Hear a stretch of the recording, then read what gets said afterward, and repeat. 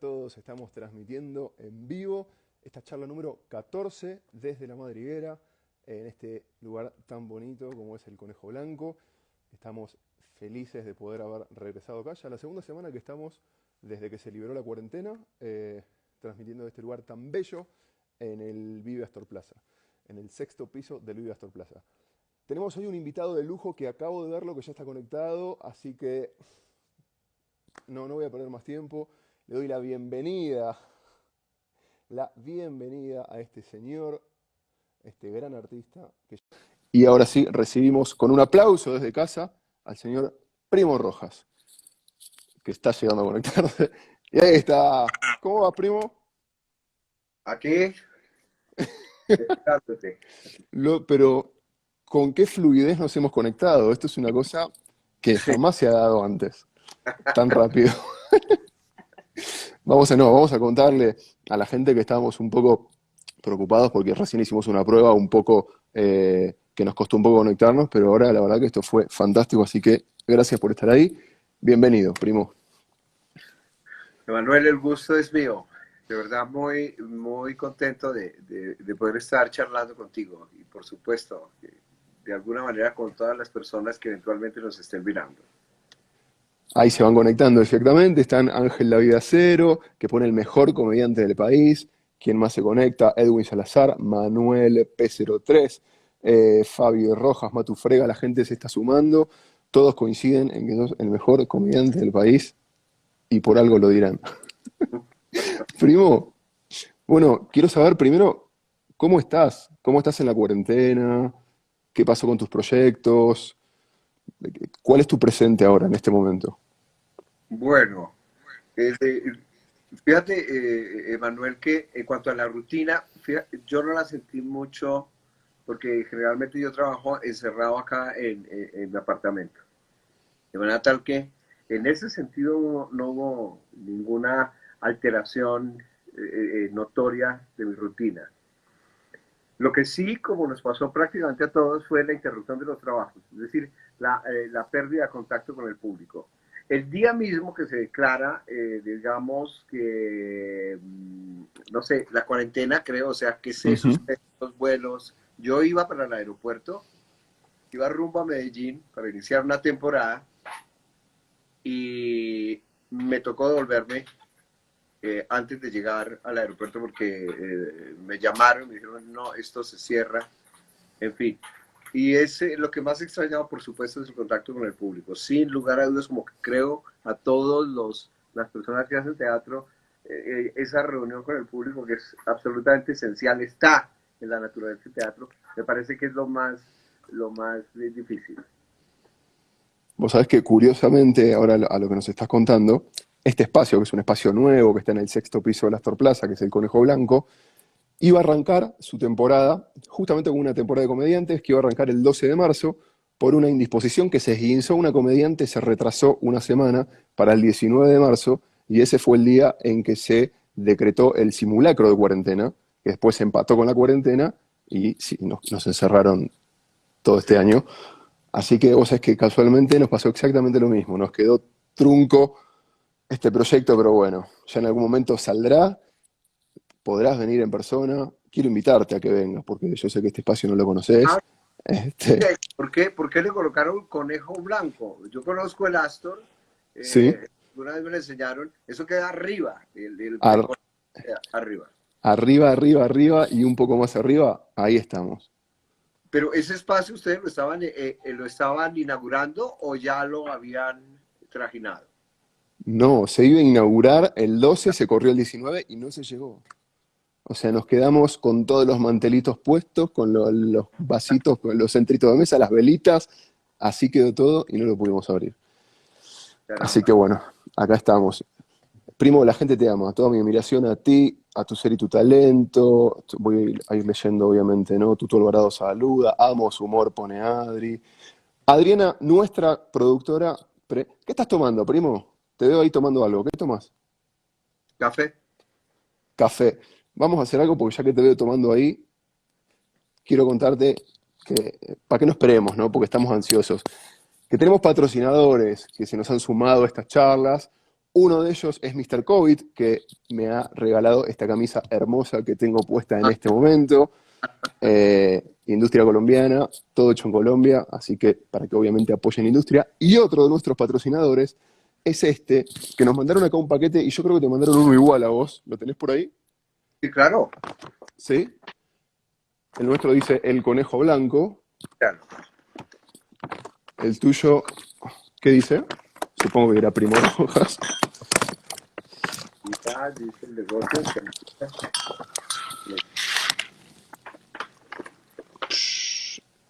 Yo creo que vamos a tener... Taparlo yo también. Sí, claro. A ver qué hay ¡Epa! ahí. Yo creo que vamos a tener una linda tertulia hoy. Pero por Dios. Perfecto, bueno, agradecemos a Comercializadora González. Tenemos el agradecimiento por este regalo tan hermoso. Comercializadora González, mira, y unas coronitas. Bueno, yo creo que va a ser una linda noche con nuestros patrocinadores. González. Sí, Comercializadora González. Así que te dejo el tiempo para que puedas servirte. ¿Qué más hay acá? Uy, Espérate, hasta para pensé. picar también. Ok. Bueno, yo lo vi tomando café a Primo y yo sabía que tenía este paquete, así que quería que directamente podamos disfrutar de este momento. Y fíjense, la ansiedad que se fue el vivo, me dejó solo directamente, porque se fue a buscar algo para servirse, cosa que me parece muy bien, porque yo voy a hacer lo mismo y ahora sí podemos tener una charla a la altura. Perfecto. Salud. Salud, querido. Salud, te brindo desde acá. Muy bien. Bueno, sigamos, ahora sí, ya estamos en clima. Me decías, extrañas el público, obviamente. Sí, es lo que todos extrañamos desde los teatros también, obviamente. Estamos haciendo streamings, espectáculos virtuales, pero jamás se puede comparar una cosa con la otra. Así que esperamos que esto pase pronto. Voy a hacer una pregunta que estaba haciendo Adriana acá en el chat y nos preguntaba qué te motivó a hacerte comediante. A ver, yo siempre he pensado que digamos, el comediante, en esto sí yo creo que es una cuestión de nacimiento. Es una cuestión de nacimiento que se desarrolla, se perfecciona, se cultiva, pero sí creo que el comediante tiene una vocación natural, creo, porque de otra manera es muy difícil. O sea, por ejemplo, hablando de fútbol, uno ve jugar a Messi y uno sabe que esas habilidades que tiene Messi no son aprendidas todas, no, sino que necesariamente él nació, Messi o Maradona, nacen con un talento natural, que, es decir, todo el entrenamiento más agotador y especializado del mundo no logra producirlo. Es decir, lo Ajá, tiene él. O sea, cómo se escapa, es decir, es una cuestión que pertenece a él.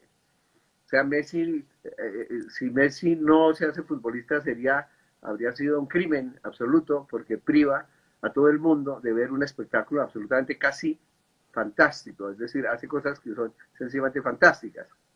Y esas cosas son las que es imposible aprender, ¿no?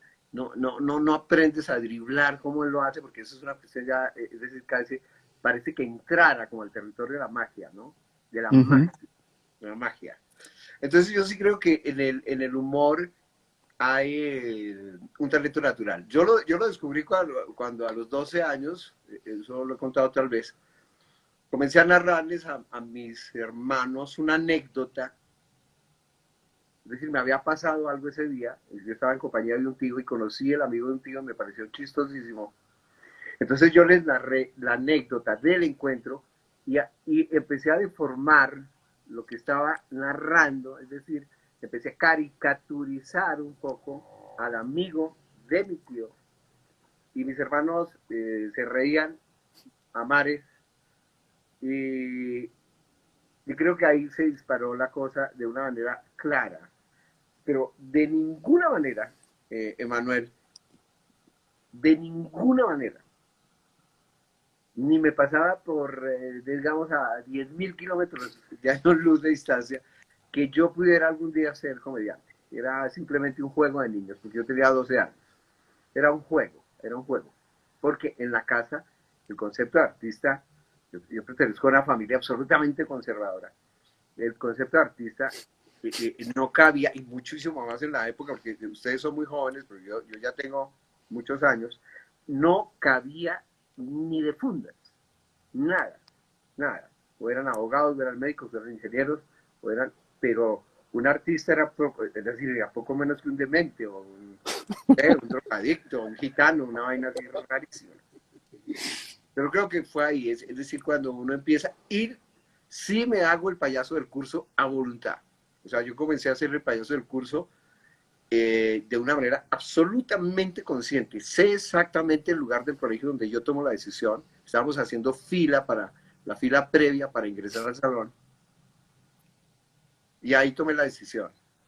Entonces, de ahí durante todo el bachillerato fui el payaso del curso, que era un trabajo muy duro, muy, muy duro, porque tú tenías que estar absolutamente consciente de lo que estaba diciendo el profesor, porque según lo que dijera el profesor y la reacción que estuviera teniendo la clase, que generalmente era aburrimiento, el bachillerato de mi época era muy aburrido, entonces un chiste caía como del cielo, o sea, todo el salón se moría de la risa, y eso por supuesto a uno le costaba problemas, siempre tuve la disciplina en la nota más baja, en el nivel mínimo, pero fue una cosa realmente divertida.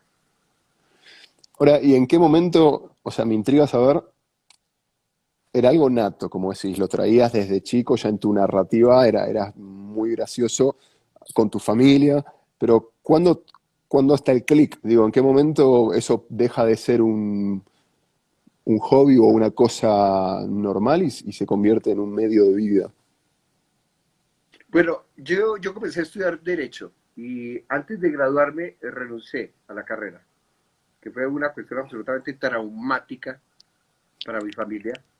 Fue terrible. Repito, es como si hubiera vuelto drogadicto porque yo tomé la decisión. Y te cuento una cosa, Manuel. Yo renuncié porque sabía que si terminaba y me graduaba, automáticamente me iban a enrolar en alguna parte. Eso no había por las relaciones que tenía mi familia. Entonces yo dije, no, aquí es como Hernán Cortés, toca quemar las naves o si no, no vamos a hacer absolutamente nada. Entonces renuncié y entré a la Escuela de Teatro de Bogotá a estudiar teatro. Ujú. Y desde, creo que desde que entré, yo supe que lo que quería hacer era humor, porque siempre lo llevaba en mí. Eso suena un poco ridículo, pero en serio uno sabe qué es lo que lleva, qué es lo que quiere. Y la idea del humor para mí era casi una necesidad vital y te voy a decir por qué. Te acabo de decir que mi familia era absolutamente conservadora. Entonces el humor en la casa estaba prácticamente prohibido. O sea, por razones de mamá.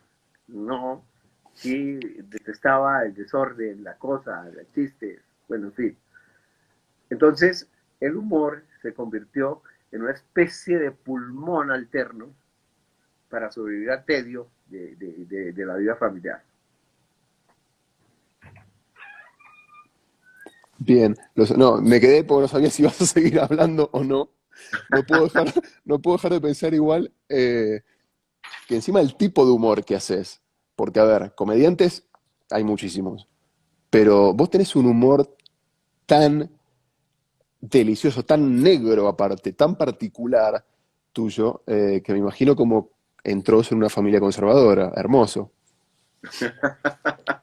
Yo creo que sí, yo creo que el hecho mismo de que la familia fuera tan conservadora me permitía ver lo que yo llamo como la parte más estática, ¿no?, de la sociedad, de la vida, de los arbitrario, el autoritarismo, es decir, las formas así muy impuestas, la autoridad como algo, es decir, como algo que viene desde arriba, o sea, papá, mamá, órdenes, en fin, todo era un sistema absolutamente autoritario. Y el humor siempre ha sido la forma tanto en las dictaduras políticas gigantescas como como en la familia, como en el colegio. Es decir, allí donde la autoridad es muy fuerte y puede ser asfixiante, el humor surge como un recurso de liberación, por lo menos a nivel mental, simbólica, qué sé yo, pero que es importante, es absolutamente importante. Y de hecho, cuando yo empecé a reírme con mis hermanos, lo hicimos en el cuarto, pero de una manera que fue, al principio fue clandestina, sino que la risa de ellos nos delató. ¿Me entiendes? O sea, empieza, tú sabes que unas carcajadas de 3, 4, 5 chinos se escucha No. de noche, eso es, se escucha muchísimo. Y lo más curioso es que papá se coló al cuarto a ver qué era el desorden y quedó ahí pegado. Es decir, dijo, bueno, ¿cómo así que se están riendo? ¿De qué? Y mis hermanos me delataron y papá entonces se sentó y dijo, bueno, a ver, ¿cómo es la cosa? A ver, hágame reír a mí también. Y mi papá se quedó ahí y eso se convirtió, duró como un par de meses, y cada noche que nos íbamos y la orden de mi papá era, bueno, háganos reír, y así de simple, una orden como la de un sargento que se la da a un soldado. Y siempre me pareció eso muy extraño de mi padre, pero fíjate que nunca llegamos a sospechar que eso podía ser como un indicio de lo que a mí me gustaba. No, era simplemente un juego. Fue solo en el teatro. Y cuando yo vi a Darío Fo, yo tuve el privilegio de verlo, Ajá. creo que fue en el 83, aquí en el Teatro Colón de Bogotá. Y fue una revelación absoluta porque yo me di cuenta que muchas cosas de las que él hacía sobre el escenario, yo las venía haciendo. No pretendo de ninguna manera igualarme con Darío Fo, pero lo que le sorprende a uno es descubrir que hay ciertas técnicas que ya están siendo empleadas por todo un maestro como él lo era en ese momento y como finalmente como sigue siéndolo a pesar de que haya muerto, pero fue una revelación absoluta. Te cuento que fue como ver descender a Jesucristo por segunda vez del cielo, es decir, en cuanto a emoción, porque fue una revelación y era extraordinariamente divertido. Vi el misterio bufo y fue una noche absolutamente inolvidable que me aclaró demasiadas cosas, me reafirmó en lo que yo apenas sentía como una especie como de vocación, pero todavía no podía yo afirmarla, no sabía. O sea, porque uno no sabe.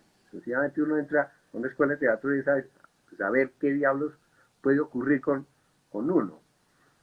Y eso definió definitivamente lo que yo quería hacer. Me pareció que la había pasado demasiado bien y yo dije, si logro hacer algo parecido a lo que este señor está haciendo sobre el escenario, yo me daría por, no solamente por bien servido, sino que me sentiría realmente feliz de poder hacer algo similar a lo que él hace. Ahora que estás mencionando las técnicas, que acabas de decir, técnicas, yo creo que cuando uno ve un comediante o uno se imagina un comediante, siempre está como el formato de stand-up comedy. El comediante con el micrófono en mano, con una cosa muy de interactuar demasiado con el público por lo general. Es como otro formato muy distinto a lo que vos hacés, que uno te ve y eso es una cosa actoral, no tenés micrófono, va desde un personaje. Eso es otro tipo de comedia, es otro género, porque la verdad que lo que vos haces es muy diferente a lo que hace un comediante que uno se imagina. Emanuel, cuando yo comencé, el stand-up comedy no se conocía en Colombia. Es decir, lo veíamos eventualmente en alguna película, Ujú. ¿sí? Como una parte anecdótica de la película, o de pronto, es decir, podía ser el tema central de una película, pero se veía en el cine norteamericano. No era una práctica que hubiera llegado a Colombia, de ninguna manera. De manera tal que era un referente muy lejano, no lo teníamos. Pero lo que yo siempre pensé es que el, el, el teatro se forma es por una necesidad vital Es decir, tú necesitas expresar algo y uno tiene que encontrar los medios para hacerlo. Los medios para hacerlo. Y yo me daba cuenta que los medios para hacerlo te pasaba mucho por la historia que se cuenta espontáneamente. Es decir, contar algo que sea divertido.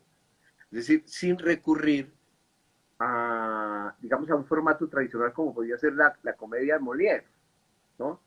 Pero entonces Bien. Molière tiene diálogos, personajes, qué sé yo. Y fíjate, yo me daba cuenta que yo vivía en Colombia, en Bogotá, en una época específica, donde hacer teatro era extraordinariamente complicado, por muchísimas razones. No solamente por el repudio social que se tenía con los actores, que me parece justo, con esa plaga, pero, pero fundamentalmente porque materialmente era muy complicado. Es decir, saber dónde se iba a ensayar. Y algo que siempre me llamó la atención, la enorme dificultad que había para poder poner de acuerdo a los actores, que casi siempre eran actores que no podían ser de tiempo completo.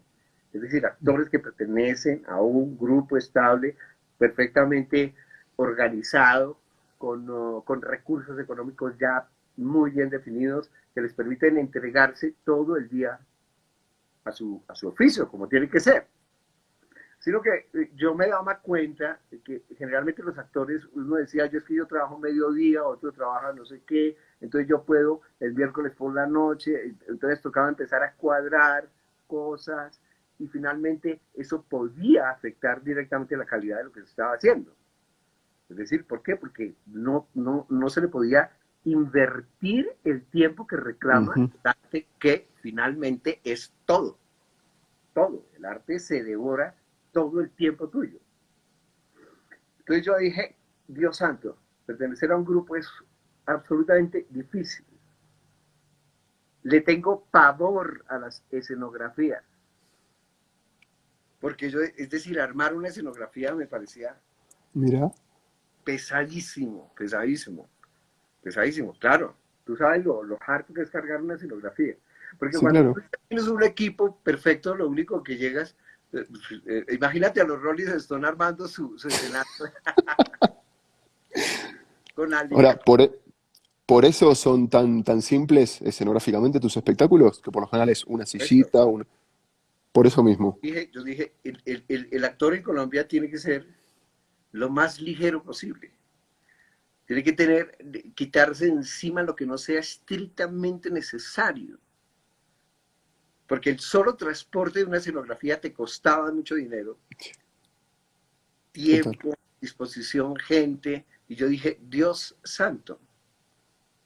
Entonces, me fui como decantando por lo que yo llamé lo que llaman unipersonal, el trabajo en solitario, porque me ahorraba demasiados problemas, pero también porque me sentía muy cómodo, o sea, no tenía que llegar a acuerdos, a esto, que sí, que los ensayos, todo, andaba conmigo mismo. Por supuesto, esto lo obliga a uno a una vida muy solitaria, pero es una vida muy solitaria que está poblada con todos los sueños que uno tiene, con todos los personajes, más o menos como lo que ocurre con un escritor cuando está haciendo una novela o qué sé yo, que tiene la compañía de 10.000 personajes, lo que sea, en la cabeza, ¿no? Y que son absolutamente reales. Y fue en parte eso lo que me decidió a trabajar solo, porque yo en eso he tratado de ser absolutamente realista, realista, para poderme mover en un ambiente tan difícil como era el de mi época, sin lugar a dudas, muchísimo más difícil que lo que es hoy en día, bueno, quitando la pandemia, pero era muchísimo más difícil. Ahora cuando decís esta necesidad de expresar, de contar cosas, eh, bueno, hay espectáculos que tienen mucho de eso, o sea, mucho de tu historia, de tu familia, ¿cierto? por el, yo, uno siempre busca como un territorio. Para mí fue técnicamente el barrio. Es decir, la fuente de la cual yo me alimenté fue del barrio, porque yo nací en un barrio popular. Y los barrios populares son absolutamente anárquicos. Ujú. El barrio popular está lleno de chusma, eso no hay vuelta a Dios. Entonces, hay muchísimo personaje muy contrahecho. La realidad de los barrios populares es, en verdad, muy anárquica, es muy desordenada, ¿no? Y tiene personajes, tiene un hablado, un tono, una jerga, en fin. Ahí justo hace unos minutos, le digo a la gente que está conectada, que es mucho y está escribiendo muchísimo, vamos leyendo los mensajes, no los nombramos todos porque si no, no habría tiempo ni para hablar. Pero bueno, hizo Astrea, puso hace un ratito, Jerry, riéndose también ahí entre los comentarios. Jerry, ¿cómo nace? ¿Jerry existió? ¿Jerry es una creación tuya? Y realmente es una creación mía, pero lo que podríamos llamar la materia prima estaba en los barrios populares, que es el ñero, el que habla así, sí, eso. Entonces, eso yo veía mucho, sobre todo al sur, en los barrios populares. Este tono tiene un origen, eso viene desde el siglo XIX, se le llamaba, a principios del siglo XX se le llamaba caletas y la palabra gamín, por ejemplo, viene del francés. Es que es muchacho, pero la trajeron las señoras de la alta sociedad bogotana que estudiaban en Francia. Y al llegar a Bogotá, pues, después de estudiar mucho en Francia, cuando veían los chinos de la calle, que eran gaminosos, groseros, entonces le decían gamín, y se quedó gamín, y es Mira, gamín. no sabías. Entonces eso, entonces yo lo que hago es, yo tomé el tono del gamín, que es muy divertido, como materia puramente, digamos, actoral, plástica, es muy divertido. Es muy divertido porque, es decir, por una elemental razón, querido Emanuel, todos se sienten superior a él, es decir, el público nunca tiene incomodidades con él, ¿me entiendes? Todos nos sentimos cómodos porque todos estamos por encima de él. De eso es muy, muy divertido, muy importante. Pero fue precisamente eso que me pareció tan divertido, el gamín, contrastado con lo que yo había visto por relaciones de familia, qué sé yo, con gente, decir, éramos pobres de dignidad. Entonces, yo veía,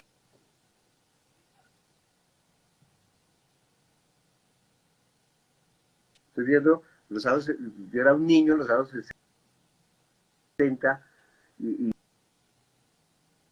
y un adolescente en los 70, y era una sociedad completamente diferente. Siempre las damas me parecieron siempre fascinantes, pero desde que tengo memoria, me parecía fantástico que una mujer pudiera vestirse de esa manera tan rara, tan exótica, como finalmente lo siguen haciendo las mujeres. Es maravilloso. Las mujeres se pueden colocar absolutamente lo que quieran. Tienen una libertad ilimitada en cuanto a lo que se llama su atuendo, el tratamiento de su propio cuerpo. Tú lo sabes, querido Manuel, que hoy en día es muy normal, pero en mi época no, ninguna niña se rapaba. Pero las mujeres se rapan, se dejan el cabello largo, se lo envuelven, se colocan flores en el cabello, en el cuello, se ponen trajes largos, cortos, minifaldas, cuero, los colores más exóticos, se ponen aretes, se pintan como ellas quieran. Es un verdadero festín. Tú entras, digamos, a cualquier almacén donde haya, digamos, por decir, cualquiera, no sé, Zara, qué sé yo, y es en cualquier parte del mundo. Tú entras, la sección de caballeros es una vaina hartísima, hartísima. Es muy difícil que encuentres un color rosado, por ejemplo. Es bastante difícil, salvo a nivel de camisas. Pero en el caso de las mujeres, empieza, ¿no? Las telas que están destinadas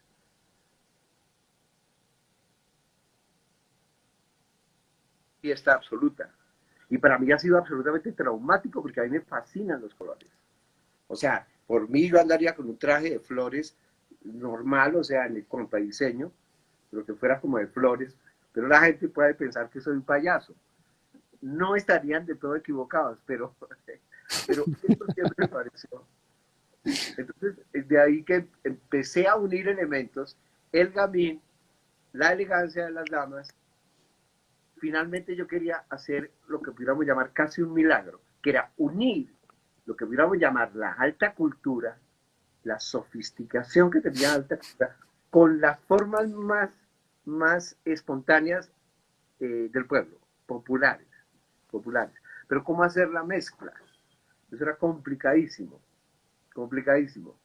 Y entonces eso me llevó muchísimo tiempo, pero finalmente yo descubrí que hay en todo trabajo, si tú lo ves, uno va contando, pero mete el personaje, a veces se combinan, hay una a veces simultaneidad, en fin. Lo importante era que la mezcla no quedara, como, es decir, que no se notaran las suturas, la cosa pegada, sino que todo fuera surgiendo espontáneamente. Es decir, yo estoy hablando con alguien y entonces digo, el pisco, dijo, bum, bum, bum, ahí, dije, jugar, como un cambio de pase, en fin. Y ese era mi gran objetivo, lograr unir algo que en la realidad era absolutamente difícil, Emanuel. La alta cultura, que era muy sofisticada, es decir, pone a Borges a jugar banquitas en la calle con los chinos. Eso es más o menos una idea absolutamente bizarra, absurda en cierto sentido, pero supremamente interesante, porque me permitía emplear todos los lenguajes en un solo paquete. Y eso es muy divertido. Jerry, estoy leyendo los mensajes. Ana Juana 9985, me encantó como un pobre en tierra de mamá. Sí, la verdad que es que no tiene desperdicio esa obra. Este, si alguien no la vio, primo, en tu página puedo ver los espectáculos virtuales, hay alguna plataforma, ¿estás haciendo algo ahora donde se te pueda ver en forma digital en este momento? Bueno, con el equipo de personas que yo estoy trabajando, bueno, ellos son los encargados, todos conversamos, por supuesto, pero finalmente toman las decisiones, todos tomamos las decisiones de qué trabajo vale la pena presentar. Bueno, no vale la pena, sino consideramos más. Todos valen la pena. Sí. Entonces, por un acuerdo, comenzamos con este trabajo por muchas razones. Este trabajo fue filmado por un amigo que lamentablemente ya falleció y curiosamente también quisimos hacerlo como un homenaje a él, porque fue el testimonio de nuestro trabajo juntos y me parecía muy importante traerlo a la memoria. Era una especie de homenaje a algo que fue muy importante, que fue muy divertido y que fue muy hermoso. Entonces se tomó esa decisión.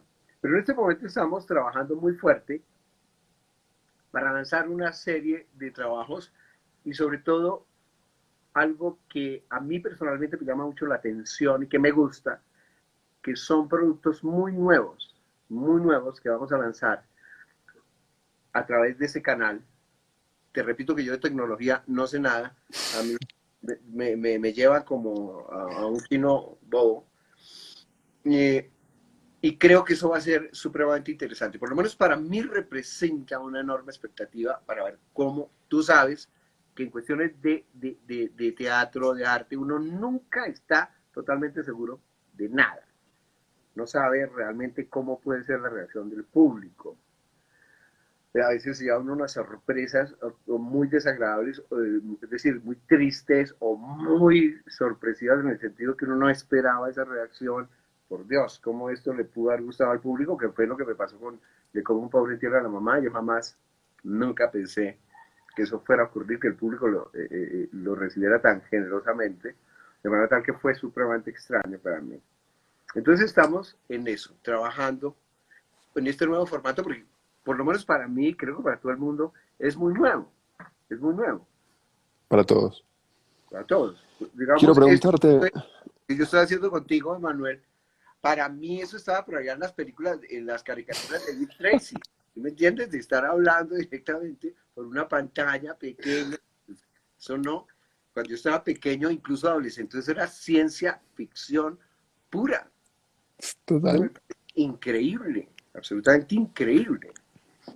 Entonces, creo que por una fortuna, la pandemia vuelve al mundo, pero obliga al mundo a mirar de nuevo con muchísimo cuidado este instrumento maravilloso que es el que en este momento estamos utilizando, tú y yo, y las personas que están unidas a nosotros. Ese instrumento tiene que ser muy bien repensado y yo estoy completamente seguro, querido Manuel, de que nos vamos a llevar muchísimas sorpresas en cuanto a la utilización, porque debe haber sí. personas, sobre todo muy jóvenes, que deben estar ensayando cosas, es decir, cosas que nos van a sorprender muchísimo, y eso es maravilloso, porque es de momento la única vía que tenemos para romper ese silencio obligatorio, ese aislamiento obligatorio que nos llegó encima de una manera tan... Entonces, creo que ese ejercicio nos va a mantener fuertes y en una búsqueda que se tiene que tornar apasionante y supremamente imaginativa y en el mejor de los sentidos lo más optimista posible. Quiero hacerte una pregunta ahora que dijiste, no sin antes igual volver a agradecer a Mr. COVID, que ahí me está elogiando la camisa, agradecerles por el apoyo a estos ciclos. No, tiene que Eh, me quiero una camisa a mí. y bueno, les vamos a pedir una camisa para vos también. Primo, ahora que decías que te sorprendió la aceptación de Como un pobre entierra a la mamá del público. Yo sé que en un principio eso no lo planteaste como una obra. Sé que lo planteaste como un ejercicio privado, un ejercicio actoral, y que llegó al público no sé cómo. Y eso es lo que te quiero preguntar. ¿Cómo se filtró eso? ¿Cómo llegó al público algo que no era para el público? En la obra en el prólogo de la obra, yo lo cuento. Eh, Realmente era un ejercicio teatral y entonces tuve que hacer una presentación, una presentación. Era una presentación muy grande en el formato que se llamaba de narración oral. Entonces era un evento muy grande, yo cerraba el evento, cierro, hago lo que tengo que hacer y el público me pide otra. Tú sabes que cuando a uno el público le pide otra es una vaina muy emocionante porque significa que le gustó. Y si al público le gusta, es lo más maravilloso que le puede pasar a cualquier persona que se gane la vida sobre el escenario. Obvio. El público es esencial, absolutamente esencial. Pero yo no tenía nada preparado, absolutamente nada preparado, salvo lo que acababa de presentar. Pero el público, era un público muy grande porque era un evento grande. Entonces empezaron a reclamar que otra, y yo no sabía qué hacer, no sabía qué hacer. La verdad es que no sabía qué hacer porque la gente no hace caso, ¿no? Que otra y que punto. Entonces yo les dije y les planteé, esto es un ejercicio, pero pertenece al laboratorio, y les expliqué, bueno, cuando yo les dije, es que se llama de cómo un pobre entierra a la mamá, hubo una explosión de risa y la gente automáticamente lo adoptó. Y se rieron muchísimo. Yo pensé que iba a ser terrible y fue todo lo contrario. Es lo que yo te decía, las sorpresas que uno se lleva. O sea, yo quedé absolutamente sorprendido. Y dije, esto puede ser lo que está pasando. Pero efectivamente estaba pasando y el público se divirtió muchísimo con el trabajo y desde entonces ha tenido un curso supremamente divertido para mí, emocionante, agradecido, por supuesto, porque una obra que tú haces es como un hijo, eso es de alguna manera, y lo que uno más quiere es que se lo quieran, así sea bobo. Entonces esto me parece a mí que fue lo más sorpresivo. No estaba planeado. Emanuel, yo jamás le habría puesto a una obra ese nombre tan absurdo. Nunca. nunca decir bajo ningún texto, no. Y sin embargo, creo que ha sido la obra que más ha impactado a la gente. eh, y pues me parece muy divertido y me parece absolutamente hermoso que haya pasado así. Em, alguien te preguntaba qué obra estabas haciendo, o sea, qué estabas presentando cuando te pidieron otra.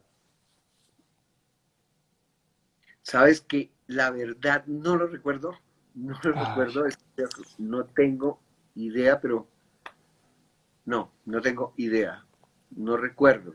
Es decir, es que lo curioso, querido Emanuel, es que esa obra, o sea, la que era como la coda, lo inesperado, el agregado, se devoró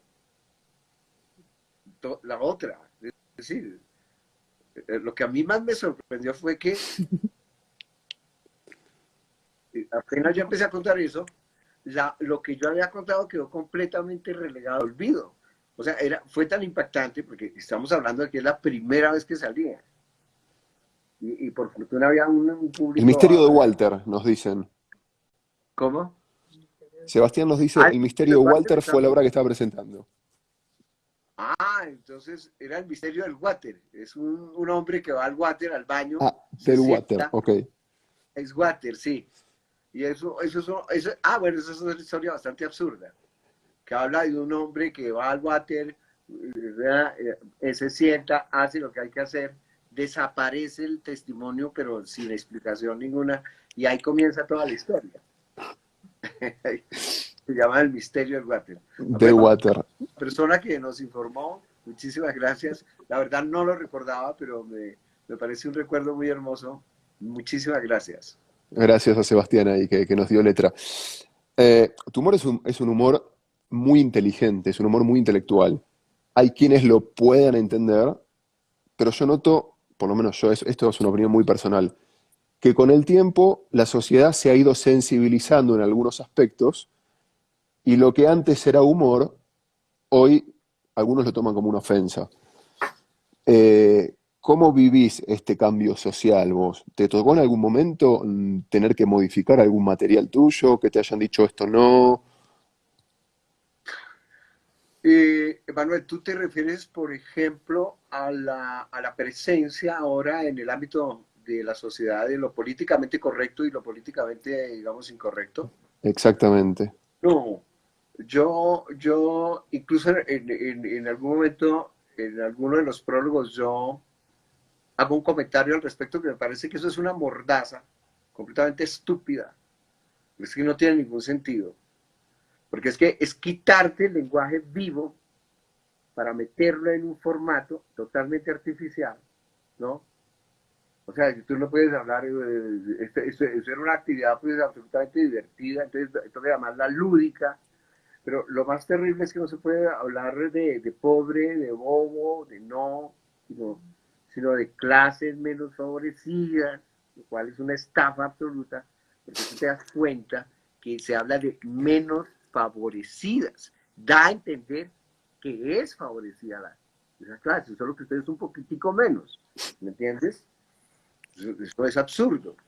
Aquí no hay clases menos favorecidas, hay unos sectores que se ganan, son paupérrimos, absolutamente miserables. Entonces eso se trata de ocultar con el lenguaje. El manejo del lenguaje lo que pretende es amordazar, Mm. amordazar. Entonces, por supuesto, uno anda con un cuidado tremendo. Que eso sucede también en el caso, por ejemplo, en mi época era muy normal echar piropos. Hoy en día nadie echa un piropo, Todo, porque total. caer encima por acoso sexual o irrespeto, qué sé yo. Entonces, lo mejor es andar como una momia egipcia, tieso, aburrido, tenso.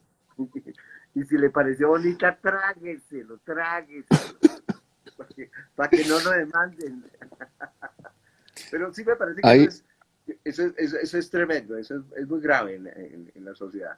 Pero es una pendejada sí, absoluta. totalmente. Pero bueno, conozco artistas que les ha afectado, que se les han censurado por eso mismo. Por eso te pregunto, en tu caso, si había pasado algo de esto. No, Yo tengo uno, digamos, una especie como de salvoconducto. ¿Sabes cuál es el salvoconducto? Que tú hagas la cosa demasiado bien. ¿Me comprendes? Demasiado bien. O sea, yo me tomo actuación de primerísimo orden, con unos lenguajes, a veces un lenguaje muy sofisticado, cosa que el sensor se calle la jeta porque dice, no, no, yo me voy a alegarle a ese viejo y hay que asustarlos a esos estúpidos, hay que asustarlos, obvio, hay que Genial. callarlo a uno, eso es así, y solo se puede callar, no haciendo protestas, sino encaramándose y demostrándole que tú tienes un manejo del lenguaje absoluto, porque es la única manera, repito, es el único salvoconducto que existe. De lo contrario, te callan. Y aquí en este mundo hay demasiados miserables que pretenden callar demasiadas cosas. Bien. Ahí Steven Cubes 1102 pregunta, ¿cómo llamarías o calificarías tu humor? Yo creo que a mí me parece absolutamente tierno. Yo lo siento Tierno. tierno, como un bebé. Ahí no le falta, mejor dicho, ni los pupis. Ahí pues es un bebé que orina, defeca, chilla, es normal. No, siempre lo he sentido como algo muy tierno, no es perverso de ninguna manera. Nunca, nunca. Bien. Bueno, la gente está nombrando otras obras también, Plop, Las botas del tío Manuel, preguntan dónde las pueden ver. Te pregunto, ¿en primorojas.com se encuentra algo de material? Espérate. Como un pobre tierra la mamá. En este momento solo está, me acaba de informar Sandra que está solo de cómo un pobre entierra a la mamá. Pero ya estamos haciendo Perfecto. los trabajos previos para montar otra. Es decir, no sabemos, lamentablemente no sabemos cuánto dure este impasse tan duro. Entonces este va a ser el único mecanismo que tenemos para presentar los trabajos. Y aquí con el equipo sencillamente se está diseñando como una especie de programación, es decir, qué obras iríamos presentando. Y por lo menos para mí es supremamente difícil, te repito, esto es muy nuevo, empieza uno a ver qué inconvenientes, qué sé yo, todo lo que implica el cambio de, de canal, pues, de comunicación con la gente. Pero sí, por supuesto que estamos preparando todo un grupo de trabajos que esperamos, por supuesto, tengan una recepción. A propósito, un agradecimiento para las personas, permíteme usando pues de esta ventana, agradecer a las personas que nos han recibido muy bien con De cómo un pobre tierra la mamá, mi más sincero agradecimiento. Y entonces estamos en eso, simplemente haciendo la programación, pero ya está andando de manera tal que es cuestión de prácticamente de días. Perfecto. Entonces entramos a primorojas.com. Por el momento está de como un pobre en tierra de mamá y después seguirán subiendo más que entramos ahí y nos enteramos. Correcto. Genial. Te pregunto, ¿es material que ya tenés grabado y lo están remasterizando o las estás grabando de nuevo? Hay una hay material nuevo y hay material ya grabado. Ok, no, Pero, te lo digo para invitarte pero vamos a a este presentar. espacio. Yo la verdad es que nunca he tenido una obra grabada, con excepción de cómo un pobre entierra a la mamá. O sea, Bien, nunca pensé que, pues, digamos, firmar videos para venderlos. No, no, no, no. Me parecía que no era eso lo que a mí me interesaba. Entonces, todo vamos a tener que hacerlo muy nuevo, es decir, para adaptarlo a este formato. Y eso ha sido una aventura supremamente interesante, porque me ha tocado revisar, establecer qué obras valdría o no la pena según lo que yo crea, los intereses, en fin. Pero estoy completamente seguro de que va a ser algo muy interesante porque, Emanuel, las cosas te obligan a ser inventivo, a resolver los problemas. las dificultades, porque no hay otra solución. Es decir, la pandemia a uno le presenta problemas que uno tiene que resolver. Todo el ámbito teatral está tratando de resolverlo a través, por ejemplo, de estos medios y es posible que lleguemos a lo que pudiéramos llamar, entre comillas, una normalidad, donde ya nos acostumbremos a sencillamente espichar el botón y es posible que en el futuro ya nadie quiera volver a un teatro porque es más No, importante. por Dios, por favor. Vamos a ir al Conejo Blanco porque es más cómodo quedarnos en la casa. Bueno, pero por eso te preguntaba, porque nos encantaría personalmente, a mí, Emanuel, como a Adriana Rodríguez, nuestra productora y la subdirectora del teatro, a quien le agradezco por contactarte y por toda la gestión para este espacio, y a Ángel David Acero, que es nuestro jefe de medios, que es nuestro equipo desde la madriguera, nos encantaría tenerte acá, ya sea para grabar, si esto se estira, o sea, entonces te adelanto la invitación. Yo te invité para cuando todo esto pase. Te Te adelanto la agradezco. invitación, el espacio está, nos encantaría que seas parte de esto y que puedas grabar acá también, así que queda la invitación adelantada. Emanuel, eso es algo que te agradezco muchísimo, muchísimo, muchísimo. Por favor, lo transmites a todo el equipo de personas que está allá acompañándote. De verdad, mi más sincero agradecimiento, también en nombre del equipo de personas que trabajan conmigo. Muy, muy, muy amable de tu parte. Un placer, va a ser un placer recibirte, tenerte acá. Para No, nosotros va a ser un placer. Así que aprovecho yo también para agradecer, porque mira, nos quedan 8 minutos antes que nos saque Instagram del aire. Quiero aprovechar los agradecimientos. Bueno, primero agradecerte a vos y a Sandra por su buena predisposición, por su humor, por estar ahí pendientes, por su tiempo, sobre todo, que es tan preciado en este momento. Así que nuestro agradecimiento a Adriana y a Ángel David, subdirectora y productora de este espacio y el jefe de medios. Agradecerle de nuevo a Mr. COVID por el apoyo con las prendas que nos está dando. Agradecerle a Comercializadora González por estas Hola, cositas que Gonzalo, nos han permitido, que nos han permitido brindar. a comer González, ¿sí? Black and White, que está muy Así rico. que, Lo vamos a acabar. De verdad, así que bueno, muchísimas gracias. Siempre es maravilloso contar con personas que colaboran, que patrocinan. Siempre va a ser algo muy importante y muy, muy valioso. A todos ellos, mira, profundo mira lo que agradecimiento. nos Y pone Mr. COVID. las camisas, las camisas. Ahí está, pero Mr. COVID lo está, mira, está conectado acá y está poniendo, Primo Rojas, Mr. COVID estaría encantado de ofrecerte una de nuestras camisas. Ya está ahí, la prueba. Correcto. Muchísimas Así. gracias a Mr. COVID. Primo, nos quedan 7 minutos. Me gustaría que cerremos esto eh, con alguna reflexión tuya. ¿Qué le dirías a una persona que, como te pasó a vos, quiere vivir del arte, pero se va a estudiar derecho porque la familia es conservadora, porque hay ciertas estructuras sociales que no le permiten fluir con el arte y hoy está en esa disyuntiva que vos estuviste en tu momento? ¿Qué le dirías hoy a esas personas? La respuesta en principio parece un poco sencilla. Si su merced se pone a estudiar derecho y se siente cómodo y cree que puede seguir estudiando derecho, estudie derecho. Estudie derecho y no se meta en esta vaca loca tan pesada. Porque te voy a comentar algo, querido Emanuel, tú tocas un tema muy sensible en esta época.